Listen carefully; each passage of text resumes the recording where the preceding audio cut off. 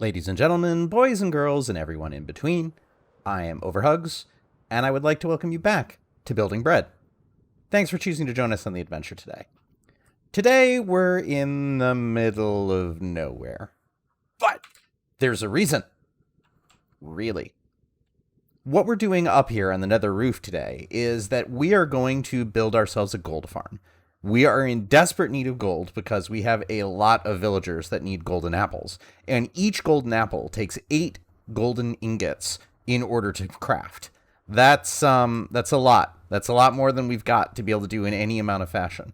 So what we're going to do is we're going to build our new gold farm, and this lamp is the site that we're going to build it on. And let me explain a couple of things to you. And I'm going to do this with the help of my camera account. And here we are once again on Underhugs, checking out Overhugs. You're very purple. I like it. So the reason why we're on the nether roof is this is a very common place to build piglin gold farms.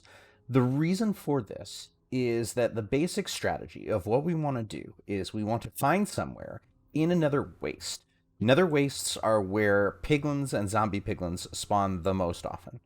Now, also in nether wastes, generally you have to do a great deal of spawn proofing. And we've specifically searched for this section so that we don't have to. And let me dive down to show you exactly what I mean. We are over a gigantic lava lake. So basically, the reason why we wanted to select this area is there's very little spawn proofing we're going to have to do. You see below us, it's very, very empty. And because of this, we can build much lower in the world than we normally would be able to. Most gold farms involve your AFK spot being all the way up at 256 so that you don't load anything from the nether roof or below. What we want is we want to have something that we can convert back and forth between an AFK mode and a non-AFK mode, because using a looting sword, you get a heck of a lot more drops, so it tends to be a lot more efficient. One of the things that I wanted to show is how much we will actually have to go through and spawn proof, and I can do that through an add-on called Mini HUD. You have heard me talk before about having spawn proofing and 128 block radius of despawning. That's it. This is what the despawn radius looks like based on where Overhugs is standing right now. This red sphere shows you everything within it we would have to spawn proof. So there's a lot of stuff here, and then there's another fortress. Over here, there is a basalt delta, and that means we don't really have to spawn it because there's not much that ends up spawning in here. It's just magma cubes, and you can see there's not very many where we're standing. Most of what we will have to do are these areas here within the sphere, and we can do that through TNT. In fact, I did an experiment before and actually blew up this section using some TNT, which I captured through Relay Mod, and I'll put in during the construction, or maybe the epic destruction of all this stuff as part of the farm efficiency. But you can see the only place there really are mobs is this area, and the second we move outside of here, there's nothing, because everything here has despawned, and it cannot respawn because of where our player is. So that's why we spent a lot of time going through and trying to find this area, because you can really save yourself a tremendous amount of work by picking a good area in the very beginning, rather than having to spawn proof a huge area afterwards. All right, now let's talk about how this farm is going to work. First off, what we're going to do is we're going to go up in the sky about 20-ish blocks, because I want to be able to build this to the point of where we can retrofit it to be one that we could use a sword and get looting off of if we wanted to. But that's not what we're doing today. So, and how we're going to construct this is that we're going to create ourselves a little area that has trapdoors built into it on 2 different sides. And we're going to have glass be around the outsides in order to make sure that we have an enclosed environment. Within this area, we are going to put a turtle egg, and the turtle egg is going to be at the level of the magma box for every single layer. And then we're going to need 2 spaces of air above it, and then we're going to repeat the procedure. The reason that it needs to be this way, zombie piglins need to have 2 blocks of air in order to go through and jump on a turtle egg. And if they can't do that, they won't get there. So what's stopping them right now from just going and once we remove these, because we said we need 2 blocks of air, just jumping on this? Now remember what I said about trapdoors being transparent? So what we're going to do is we're going to create these trapdoors all the way up. Since piglins see these as blocks that they can walk on, but in reality they're not, we can completely protect our egg just by doing this. It is now impervious to any zombie piglin that tries to walk on it, because they're going to come up, they're going to try and jump, they're going to hit this, and they're going to fall down the hole. And so basically, we're going to create this same basic style for a platform at least 15 by 15 across. It can be larger, it can be smaller, depending on how many materials you have. And the reason for that is it's just going to increase your spawn rates. The bigger the platform is, up to 23 blocks, because that's how far away a zombie piglin can detect an egg. And you can have as many platforms as you want, all the way up to 24 blocks below the build limit, because remember, you have to have your AFK platform. And that's the basics of how this works. One thing I wanted to notice is, we're standing on magma blocks and we're not doing anything. We are not getting the damage or jumping around. This is because, and I highly recommend this, we have the Frostwalker enchant on. And that stops us from taking damage on these blocks. You see, if we remove this, we instantly start taking damage. And you have to deal with that annoying hiss, hiss, hiss sound. So I would highly recommend that you get a pair of your own in order to do this, to build this farm, because it means you don't have to sit here crouching the entire time. It's just extremely convenient. All right, and now we're out of the nether, and we're going to go and look for turtles. Turtles are not super common, but they're also not that uncommon either, so it shouldn't be that hard for us to find some. They are always going to be by an ocean, and they have what is known as a home beach, meaning the beach that they were born on or that the game has decided is their home when they spawned. And they will always go to that home beach in order to lay their eggs. So it is possible that you could find turtles, and then they could have a long journey ahead of them in order to find the beach to lay their eggs. And here we go. Here are some turtles. So, turtles! I like turtles. This is a turtle, and you have to breed a pair of them just like normal. And then what happens is one of them will get a little chubby, and it will go and lay an egg on the home beach, as we discussed. So let's get some seagrass, because that's what they need in order to breed and not drown, and then we'll breed the turtle.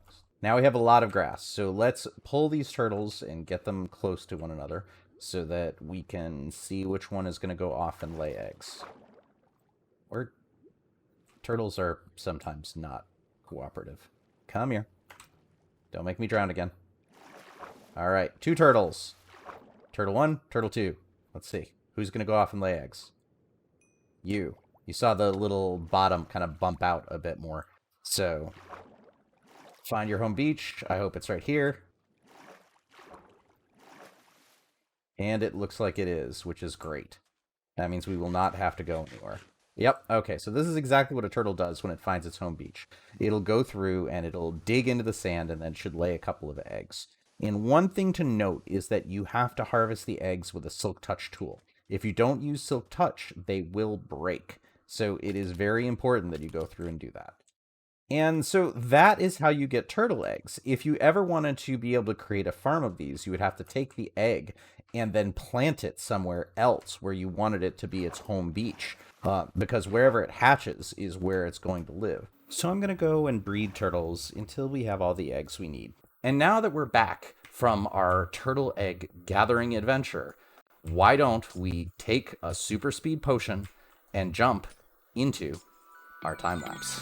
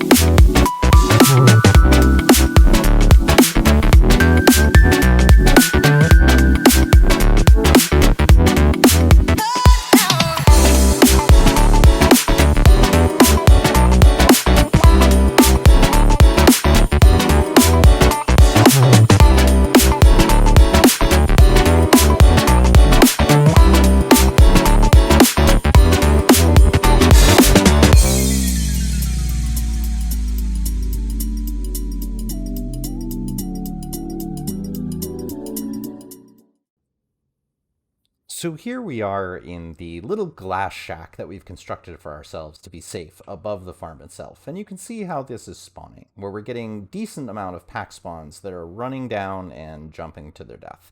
The reason I'm in a little shack here is because for some reason there's occasionally, like right there, and I haven't figured out why yet, we get a gas spawn. And everything should be spawn proofed, so it shouldn't be possible, but for one reason or another, there's something or some block somewhere where I've missed the spawning, and so we get it. So it's easy enough to fix by just making sure we're completely encased on all sides and no mobs can see us. So let's go down and walk through how the farm actually works. So as you look on this should be familiar to you. If you've seen our magma cream farm, this setup is to prevent gas spawns. So because we've put these, and ghasts need a 3x3x5 in order to be able to spawn, and this is only 4 across, they don't have the ability to spawn anywhere on this platform. So what happens is that the piglins themselves will go and they will spawn. Hot feet. I don't have Frostwalker boots on, so it's a toasty toes time. So they will spawn on these magma cubes, since the only things that can spawn here, because of the biome that we're in, are zombie piglins and an occasional magma cube. The magma cubes are so rare that it's generally not worth dealing with them. If we really cared, we could put an iron golem at the edge so that they'd run and jump to their death and despawn, given that we're pretty much at build height up there. The other issue with this farm that I definitely want to fix eventually is the individual zombie piglins here keep getting caught on the edge, and I don't know why. They're supposed to run up here and try and stomp on the turtle eggs that you see, because they require 2 blocks of air ahead in order to be able to see them, pathfind to them, and want to stomp them. But these trapdoors are blocking it. So if you remember, mobs can't really see trapdoors. They see them as full blocks, regardless of what position they're in. So we use this all the time in order to trick mobs into running somewhere where they won't normally go. It's a very common thing. But for some reason, they're getting caught up, probably because this takes up some of the space, or it's something about the glass that they're getting caught up on. I'll probably try removing this block and replacing it with chains or something like that that will look interesting. I don't want to just copy somebody else's farm, so I'm trying to do this with regular mob mechanics, even though you have heard me say over and over again, I don't see the point of just barely changing the farm. The point here is that other farms like this are significantly more complicated, and I'm just trying to do a simple passive one for this point in time. If we ever find that we need more gold than we have currently, then we can make this more efficient. There's a variety of ways we could do it, but honestly, the way that we would probably make it more efficient next is to change it so that this would be an active farm, and we would go through with a sword and kill them with looting, which would increase our drops by quite a bit. So as you can see, we've got a number of platforms here that are all identical. And these platforms, we could continue to go up with more and more platforms all the way to where we're 24 blocks before our AFK platform. Because if we were closer than 24 blocks, then we wouldn't get any mobs spawning at all. But at this point, we're already pretty close to the mob cap. When I go up top and I use F3 to show the number of entities looking down, since we're at the top of the world and nothing can be below the bedrock there, we're already going between like the high 50s to low 60s, and the mob cap is 70. So realistically, we're pretty close to having a full mob cap. And again, where are you coming from? But let's go down here and check out the actual farm itself. And you can see why I'm here. That's 2 ghasts, as well as a magma cube here that should not be able to spawn. I don't know why this guy is down here on the bedrock. Bedrock should not be a spawnable block. So I don't know. We'll have to figure that out. I'll use replay mod or something to go through and check. So let's check out our farm here. And most of this is the same to what you've seen in the past, where we have a normal item filter, and these first 3 are rotten flesh, and then all the remainder of these are gold nuggets. And you can see that we have produced quite a bit from this farm. So it goes all the way down here, and then we have overflow. So anything that is not normally caught, I'm not sure why these nuggets didn't get caught. They should have gotten caught by one of these item filters. And swords. So we occasionally will get a sword if we go and end up hitting them manually or shooting at them, which I did because I needed a little bit of experience. So I did that earlier, and we'll just continue to collect the additional part from when they ran down here. But the other new thing here that is different from what we've done before is this is a bit of a way of dealing with items whenever you get items of things you don't want. Like, for example, we just straight up don't want rotten flesh because we have more than enough of it from our general mob farm already, and the cleric trade is generally not really that worth it. There are other things that we can do that will produce more emeralds rather than dealing with zombie flesh and clerics. So all that we do here is these first 3 item filters are all rotten flesh. So as the rotten flesh comes down into the system, it immediately gets shot out of these droppers into lava. And you can see this if I put the rotten flesh into these droppers. It's a standard clock that we've used before in the past, and it will just spit them into the lava. There are 2 advantages to this. One, it clears them first before they actually get into the remainder of the item filter, so we have more throughput available for gold. Because remember, hoppers will pull down before they go across, so it will prioritize disposing the flesh.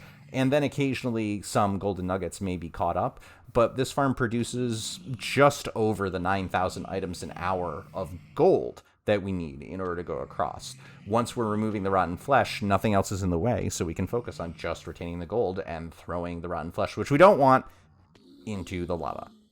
So let's come down and check out our little gold shack here that I created. And I wanted to take some time and actually build this up and decorate it and make it look nice. Because again, we've been focusing more on farms lately and projects that won't have a full payoff for a while. So I wanted to make some time and actually make something look nice. And I really like the use of the different things here that are largely from the Nether, with the exception of this carpet. And the reason there was carpet here is originally we were going to use these wart blocks because I like them and I think they look really nice and they have a great texture. But they're not spawn proof. We were getting a lot of things in here that were continuing to spawn, so had to switch to carpet in order to make it work. The lights are considered to be transparent blocks, so things can't spawn on them. And over here is respawn anchors. I just really like the swirly effect that they have at the top and figured it would be a neat thing to use for an accent. Plus having the particle effects that rise up at the same time that the weeping obsidian is dripping down. Crying obsidian, right? Yeah, crying obsidian is dripping down. It's a really nice effect. Like, you may have noticed I like to build in purple, and purple is just a great color. So having the 2 particles, one rising, one falling, it almost looks like it's dripping and it's making puddles, which are then evaporating. So I really liked it. I liked the effect. As well as we've if you've listened to previous episodes, you know of my love for this block. So it's nice to be able to use it wherever it is. Maybe one day this will be craftable, but right now it has to be mined generally out of bastions. So let's go over a bit about how we go through and process this. Because as you see, we get a lot of gold. Like, there's a tremendous amount of gold in this system that we've gone through and collected over time. And to be honest with you, like, this is the result of a couple of AFK sessions, as well as the builds that I've been doing. Like, as you hear, with the piglins are coming and falling, this farm continues to produce. Because there's a huge lava lake beneath us, when we're standing here, we don't completely fill the mob cap. So there will still be zombie piglins that will be up top that will be spawning occasionally, nowhere near as much as if we were actually above the farm, but enough to where we get like passive gold while we're down here and working. So while we were building this entire thing, we were still getting gold.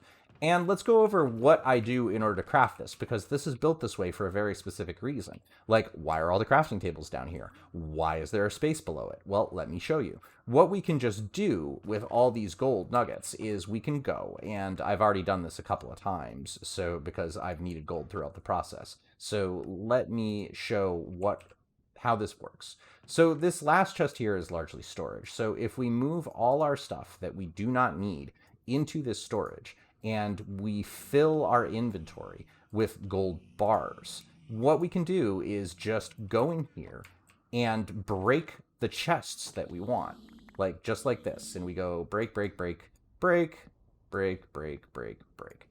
And all these gold nuggets will be here, and they're filling our inventory. So what we can do is we can just say that I want to be able to click on the crafting table down here and make gold ingots, gold bars. And we can just go through and click because we've broken everything. And all we're doing is we're picking up more golden nuggets to fill our inventory again once we craft. This will allow us to craft very quickly, rather than if we were pulling out something from one inventory and then refilling it, etc., etc., etc. We don't have to do that. We could just sit here until we run out of gold nuggets and we fill our inventory with gold ingots.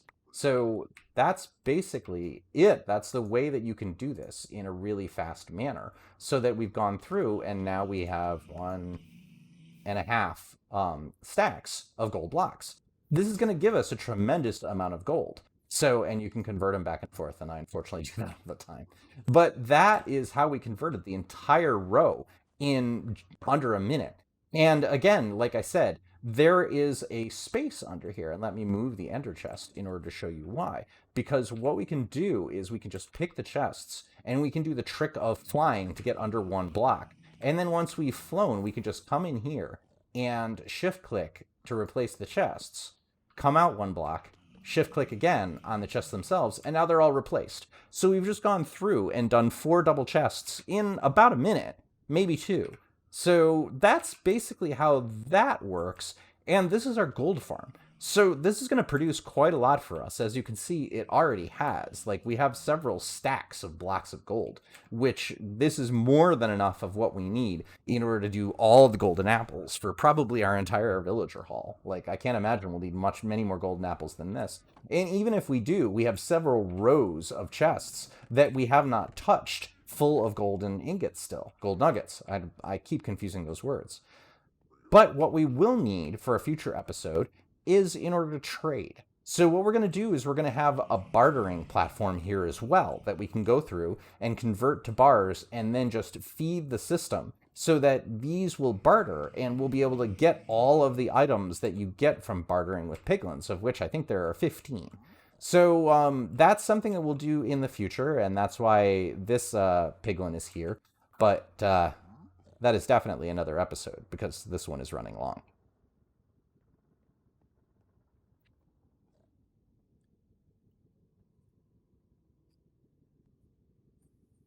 So once again, I wanted to thank you for choosing to spend your time on the adventure with me today. I am OverHugs, and this has been Building Bread. As a reminder, I donate the profits I make off of this to local food banks. So if you've enjoyed or otherwise gotten something of value out of today, I would really appreciate it if you could like, subscribe, or tell a friend. Together, we can help people that are in need. I hope you have the most wonderful of days, and I'll see you soon.